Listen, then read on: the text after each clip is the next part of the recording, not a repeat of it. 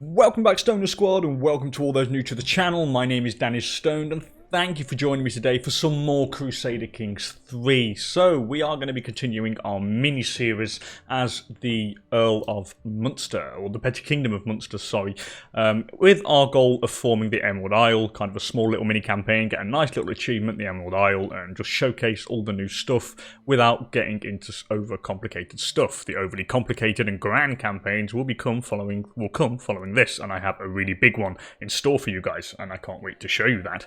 Anyway, in the last episode, we just went through all the new changes, and we started our game, and we got a little war going against our vassal here. I wanted to take the land for ourselves, just because I want the extra levies, the extra gold, and yeah, I just really want to make sure we kind of get up our domain limit here, because we need to be as powerful as we can possibly be in order to gain more gold, more levies, and do more damage.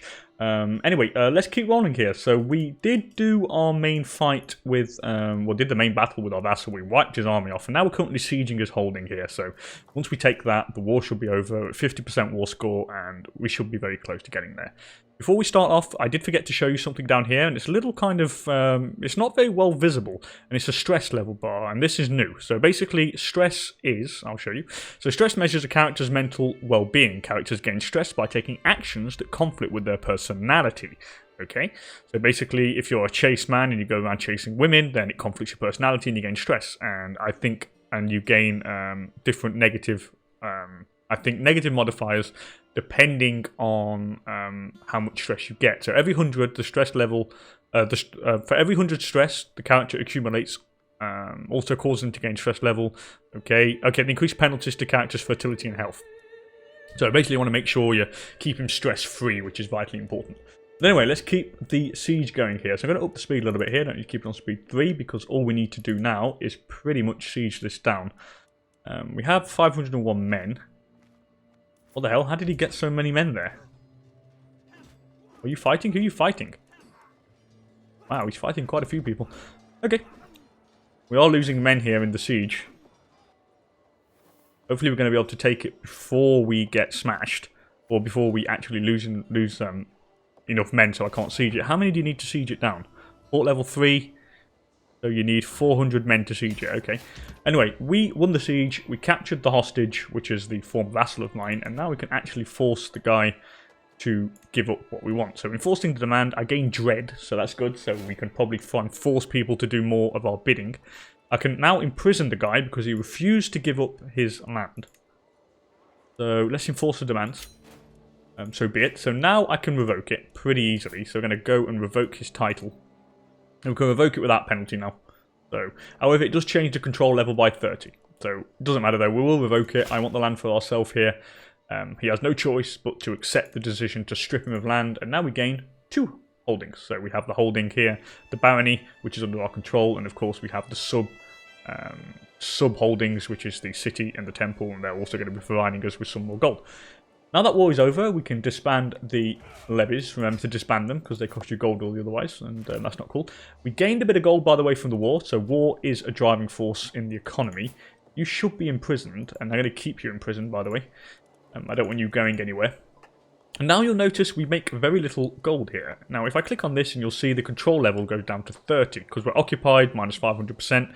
This modifier should go away at some point, but we need to get that up. And now the way to get this up, there's a pretty useful thing. You can go onto your council and you can find out your, there we go, you can do increase control in county, and you just pop on your marshal, and now you should see it increases a little bit more per month. It increases by 1.2 per month. So autocratic focus plus 0.3, so that is the lifestyle we chose, if you guys remember well in the last episode, and increase control in county 0.6, so it goes up by 1 a month. So we could probably get that up to a decent amount pretty quickly, so that's good. Now we have an extra bit of land, we make a little bit more cash, what we will do once we get the loyalty up, and we should also raise more men. We pretty much got from 500 to 800, so that's pretty good, and I'm happy with that. Anyway, let's keep making our hook now. We've still got a hook going on this vassal down, or this guy down here. I do need to take him on. Don't think he has any allies. He does not have any allies, which is good. What can we do here? Is anything? Low county control, I'm in debt, I know. But we're not in debt for very long. Oh, I've no longer got an alliance with Harold or anyone else. Can I make an alliance with them if they died? I know, so the alliance is gone, because... Why? Okay, so the alliance is gone. Oh well. That's a shame. Can I... Powerful vassal demands council position. Who are you? Mayor Tory. You're pretty good at that. Are you a powerful vassal? He's a mayor as well. What's this mayor good at? Not much. Is he a powerful vassal? No, he's not. I want to see if we can actually put this guy... I want to make him happy. I don't want him to be too angry, so I might get rid of you. He is my nephew. Yeah, we'll change you. So we'll change the steward. And we'll put on the mayor. Where is he? Mayor Tory. There we go. He's a powerful vassal. He's going to be a little bit less... he's not going to be as good as the other guy, but I just want to get him on there so he can actually start paying us some more money. Because the happier they are, of course, then the more cash they actually pay you. So that's pretty cool. So, we're getting a hook on this guy. What's this? So, despite our best efforts, my agents have yet to uncover any secrets. Yeah, well, we'll continue. We'll continue. I want to get a hook on him. I desperately want a hook. Really, really want to get a hook on the guy. Could I declare... Oh, I can unlock a new lifestyle. We'll do that in a minute. Can I declare war on you? He's got no allies. I've got two. He's vastly inferior to us. We can take this guy out. It costs us 100 prestige to declare, though. But we can take the guy out pretty easily. No problem. I have a perk, though, now. So now we see we've got the martial experience, so we can buy a perk. And I reckon Gallant is the one we're going to go for here. Martial +2, prowess +4, more prestige. Or we could go serve the crown. We get more dread, more growth control. Or Bellum Justum, casus belli cost -50%. That is nice. Well, I think we're going to go for serve the crown first. I mean, I don't really need that gallant trait just yet, so we'll go for serve the crown, and there we go. We've unlocked serve the crown, and the next time you get 1,000 points, you can either buy that one or that one. You've got to unlock the previous one in order to get the one above. So that gives us some extra control, which means over here now, it should increase a little bit more. Now it goes up by 1.5 instead of 1.2. So that's pretty good. And I think we're going to get ready to go to war. How much do I make gold-wise if I raise all my levies at the moment? Actually, I don't have a maximum amount of levies yet. So we'll wait a little bit. We'll wait till we get a few more troops ready. And then we'll definitely take out Desmond down south here. I'll let these guys fight it out. That's not a problem. Not endorsed by your bishop. Who's not endorsed? How do I endorse this guy? Your bishop does not endorse you. Oh, I need to... Oh, well, we're going to sway him. We'll sway the guy. This is how you increase opinion of them. You scheme to sway them, and I'm definitely going to sway him. See if we can get him on our side. Because if he doesn't endorse me, what does it do? I want to find out what it does. I'm not endorsed by your bishop. So what happens? Does it provide me with any levies? Okay. Well, we'll sway the guy. That's not a problem. We'll happily sway you. And now, as you can see, we're progressively getting a little bit more money from 0.1 to 0.3. And as this goes up, then, of course, the more cash we will make. And the more levies we'll get out of the guy, out of the county as well. So that is all vitally important. This guy is vastly inferior in everything. He only has 200 and some men. I can take this guy. Yeah, let's declare the war. I mean, I've got a de jure claim on him, so... Oh, you can actually change objectives for the war, by the way, which is pretty cool as well. No, I don't want to change an objective. No, I don't want to change any objective just yet. What I want to do is just declare war on this guy. Declare war. Take the earldom. He's got no allies, so he's vastly inferior. Let's go. Why not? We'll reduce the speed so we can actually... see what's going on. I really want to follow these battles. It's really cool to follow the battles. Raise all armies. Then we shall march. Oh, we've got 500 men there. So let's go and get him. I don't know where his men are. Oh, he's just raised them. And now we should get him. We have joined the field of battle. So the Battle of Tralee on plains. So we have 581 men against 260. We have elite quality, and he's got superior quality. We have way more knights, so this is going to be good. We have even better battle prowess as well. We have a bloody good commander, which is ourselves, and let's smash him. So, yeah, they're fleeing, 120 fleeing. Yeah, they're absolutely fleeing. Boom, they're dead. They got smashed. What did we do? We lost 31 men. They lost 255. They only have 5 survivors. That's bad. That's bad. That's bad, bad, bad, bad. That was like a major, major destruction. Our knights did a lot of damage. 51 kills for our knights. Wow. That's a lot of damage. Anyway, let's just siege this out now. And of course we're getting a hook on this guy, because when we de jure integrate this vassal, he will be our vassal, and I won't have the land directly. I want to take the land off him, so if I can get a hook on the guy, then we can just take the land for ourselves, which will be cool. I've captured this guy, by the way. Who are you? Can I ransom you? No, he won't accept. He won't accept any ransom for him. Oh well, that's a shame. Doesn't matter. Anyway, let's up the speed here. Oh god, no. Why did I put it up to? Greetings, Petty King. So, despite our best efforts... okay.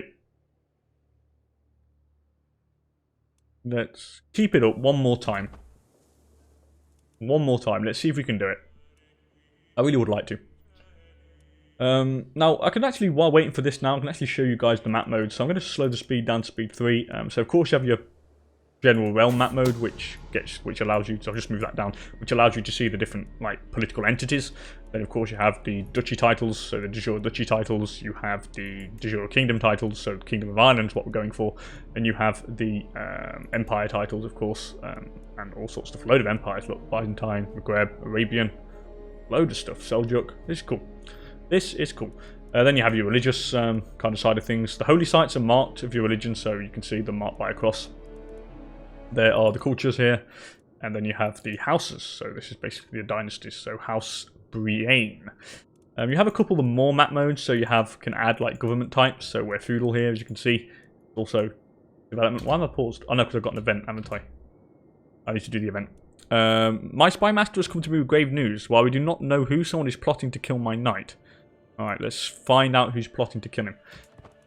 But anyway, yeah, you have development as well, which is the technological level of your land. You have your terrain type map mode, and then, of course, the counties.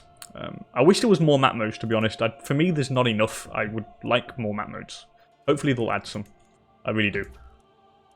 Okay, so he's still fighting down there. Let's have a look at our schemes then. Let's see. So we've got... Someone's planning to murder this guy. There's only 5% success chance. 20% secrecy. I have a hook on my granddaughter. And how do I have a hook on these guys?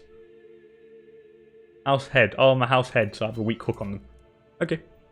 Fair enough. So the siege is nearly been done here. I forgot to press play. So once we've taken care of this... Aha! So we've taken off her captive. We've forced the demands. So he becomes a vassal. I get 400 prestige. I get 40 fame as well. That's up here. Where's fame? Where's the fame, by the way? Fame. Oh, it's level of fame, of course. It's for the prestige of the dynasty. Okay. So it's this here. Nope. It's there, level of fame. Okay, there's progress towards fame. Yeah, let's enforce the demands. So be it. So you're now my vassal, my friend. And I want to get a hook on you now. Now you hate me, so you're obviously going to scheme. Can I actually revoke it now? Can I revoke? He will not accept, and he will go to war. I would much sooner get a hook on the guy instead. So I'm going to disband the army. We'll just quickly disband these guys. And let's go back to our council here. I want a hook. Support schemes. I think it's time to get a hook into it. Yeah, I want that. I want to scheme on this guy. I want something so I can revoke it without having to go to war with the dude. I would much sooner appreciate it if that was the way to go. And we can see the controls going up. The money's going up slightly. We're at 52 now. I don't know what the threshold is for having serious negative impacts. I have no idea. I can ransom you though. Yeah, I'll ransom you. Why not? Gain 10 gold for it. Now this also could give me the opportunity now to show you buildings. Of course, because I haven't gone through the building section, have I? So I'll let the game play on speed 3, and I'll go through the buildings. So, in your land, you now have a certain amount of buildings, and it all depends on what type of holding it is. So, if I was to go on the capital barony here, you can see these are your building slots, and you can see we already have a building here, which is a wooden barracks, which gives us plus 125 levies. You can actually upgrade it to different levels, and if you actually click on the level you want, see if I want to see what happens when I get it to level 2, it will show me what the increases and how much it costs. Same for level 3, and that is a really neat thing as well. That is very, very useful. Princess of Norway is pregnant, so that's our wife, that's good. So that is a really neat thing for the buildings. And then you have a load of different types, and they give a hell of a lot of stuff. Trade port will give us tax, military camps for levies, hunting grounds, more tax, cavalry damage, loads of stuff. I mean, honestly, it's just really cool. And you unlock more buildings as you go along. So as you get, like, innovations and stuff, or whatever it's called, I don't think it's innovations, but, what is it? It is innovations. And you can see, look, we're filling up our royal prerogative innovation thing here, you see, that's what we're kind of focusing on at the moment. Coinage is pretty good. Development growth, okay. So we're going to probably get a hook on this guy, hopefully we've got one. I'm just going to actually up the speed a little bit here. Yeah, I've got no hook on him. Please give me a hook on this dude. I really want to get rid of your... I don't have a claim on him, and I don't really want to spend the gold. I think it costs like 100 gold for a claim. Yeah, it's a lot. It's a lot of gold, and I really can't afford to get the claim. So I'm going to keep getting a hook on him.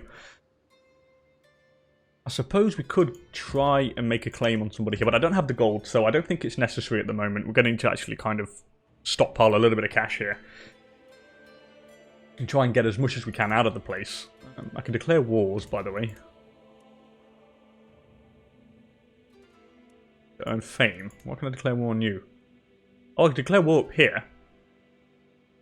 I can press a claim on this guy. I think we're going to go... We'll do that. We'll press the claim. And I can do... What is my claim? I can claim Connacht. Yeah, we're going to do that. We're going to try and press some claims here. We might as well. I think first we're going to press the claim up here. By the way, if you finish stuff, it all like kind of a ledger on the side here that shows you all the stuff you've done, which is pretty cool, I've got to say. Quite easy to actually keep track of things. But the main thing I actually tend to find what they've done is they've made it a lot more accessible and a lot less confusing. So for people who are new to the game, it's kind of a lot easier to kind of get around. I mean, it can be daunting when you first come into Paradox games and you don't really know what's going on. It is good in that aspect. In that respect, it really does a good job. Anyway, let's get a war going then. Oh, I can ransom somebody. Yeah, I'll ransom you for 10 gold. Why not? Who can I increase opinion with? My vassal. Yeah, I'm trying to get rid of you, so I don't want to do that. Let's declare war. You have basically no men. We have a lot more. So let's get things going. We might as well. So, over here, we'll declare the war on this guy, and it's to make him a vassal. I think. I gain the contested title. Oh, I don't make him a vassal, but I gain the title. Well, I suppose I could take on Connacht first, then. I mean, he has what? How many men does he have? I have a couple of allies. I can actually bring in, to be honest. But would I want to bring them in? And he's got vastly inferior numbers. I suppose I could take Connacht. And it would be next door, and I think it would be pretty useful to do. So let's do that. Let's take the contested title. We have more than enough men to take this guy out. Even though I'm not at the maximum, we have like way more than we need. So we're at war with this guy now. Let's take him out. Let's go. 700 there we have. Alright, he's accepted the ransom offer. Right, let's go and fight him. We have the same quality of troops, by the way. So what's this now? So, potential battle I'll probably win. We have better commander, more army commander traits, more soldiers, higher quality. However, they are they're defending in wetlands, which gives them a negative modifier. Let's go on. I want to go on the terrain map mode quickly. See if... Let's see when we get in the battle then. We might actually see what the terrain provides. Ooh, my son. Praise Saint Bredinigerd has given birth to a perfect boy. Huzzah! We have a child. We can name him after myself, after my father, after her father, after an ancestor. Oh, Yaroslav. Oh, that sounds mean, doesn't it? Yaroslav. I mean, imagine that. My liege Yaroslav. Please don't behead me. I don't know why I'm speaking like this, but I feel like I'm Slav. Yeah, that sounds good, doesn't it? That sounds like mean. Yeah, we'll have that. We'll have that. Strategical impasse. So, I'm sitting around the map table with Earl Muradak and Mayor Dolgus, discussing our strategy for the ongoing war. Muradak eagerly points out to all the prime targets we should immediately send raiding parties to pillage, while Dolgus sits back and patiently advocates for us to secure critical locations and wait for the enemy to come to us instead. It is my right to decide the ultimate course of action. So, we can either employ... so basically the fighting to actually say if we use a defensive strategy or a pillaging strategy. So basically, since we are very good with martial abilities, so because we're a high martial skill, we can choose both strategies. Otherwise, we'd have to choose one of each. So what are the strategies? Improved pillaging, siege phase time minus 10%, that's good. Supply duration plus 20%, and improved defense would give us defender advantage, controlled territory, defender advantage. Okay, so we're going to have both strategies here, since we have good martial ability. Okay, so we've caught the guy. He's running away, I think. Yeah, he's retreating already because he is moving. So we've caught him in retreat. Hopefully we can actually give him a lot of casualties here, which we have done, which is really good. Let's see the battle. So we killed 205 of his men and suffered only 80 losses. Let's go to the details. Our knights were murderous, bloodthirsty, rampaging lunatics, celebrating the birth of Yaroslav, and killed 140 men. That is wicked. What is? I want to see what the terrain type does. But can you show me the terrain? Oh, here we go. Wetlands. So, defender modifier, retreat losses plus 25%. So we got him in the right time. Yep. Good. We'll dismiss that. Thank you. Well, now we're going to go and try and finish him off here. I know he's gone. Oh, this is a good example to show you now that you don't need ships. Look. So troops can embark in water by themselves. Now, I'm not entirely sure about this. I'm really not, to be honest. I kind of like the fact that you had to have your ships to be able to kind of go across the sea and do invasions and stuff, because you kind of had to plan the whole thing and you had to have like massive infrastructure going, and it kind of gave you something to work towards. The fact that they haven't put ships in, I don't know. I don't know, honestly, I'm kind of split on it, to be honest. I mean, on the one hand, it's a lot less hassle, but on the other hand, it does take off the element of, like, satisfaction going that, yeah, I've prepared an invasion, I've been building shipyards for 10 years, and I now have a fleet to come and kick the shit out of you. And it's kind of something that I like, but then again, that's just my personal opinion. Right, let's go and siege this down now. What's this? Despite... Oh, God. He's still not... Keep it up. Let's keep finding something. Right, I want to go and kill this guy now quickly, because I don't want him sieging my capital now. That can't happen. So let's go and get him. He's legging it. I don't think we're going to get him in time. Oh, we've caught him, and he's legging it, which means he's going to suffer a lot of casualties. And, oh, even better, we've captured the guy. The guy has been imprisoned, which means I don't even need to siege that down. Which means I can actually sue for peace straight away, which is pretty cool. So we'll do that. That's good. Enforce demands. So I get the earldom, the bishopric, I get everything. That's good. That's good. Force demand. So, to the vile petty king Murchad, your years may be short and miserable. You're much greater foe than I imagined, I know. So, we've got these now. And who owns the... Okay, so we've got some small vassals. Can I revoke these guys? Can't actually revoke vassalage of them, but I don't want to. I want to keep them. But I do want to keep this, though. And I need to think what duchy titles I want to keep. I think we're going to keep the Duchy of Munster and the Duchy of Connacht, because they are big. They're big and powerful ones, and then we'll split up the rest between, hopefully, our children, if we have some. So now that is done, again, control shouldn't be that low now. No, control's at maximum. Look, that's really good. And what's he built there? He's built a small harbour, which gives them local tax plus 0.3. Down here, as you can see, we're now up to 0.7 because we are increasing the control of the county, which is really good. Let's disband all our soldiers, which is really good. And I think we shall probably focus on taking care of this guy up here next. I mean, do you have any friends? You have no friends. You really have no friends at all. None. Zilch. So you're basically a sitting duck waiting for me to come and kill you. And I think that's what we're going to plan on doing. But anyway, I'm going to end the episode here, people, and the next war will be for another episode.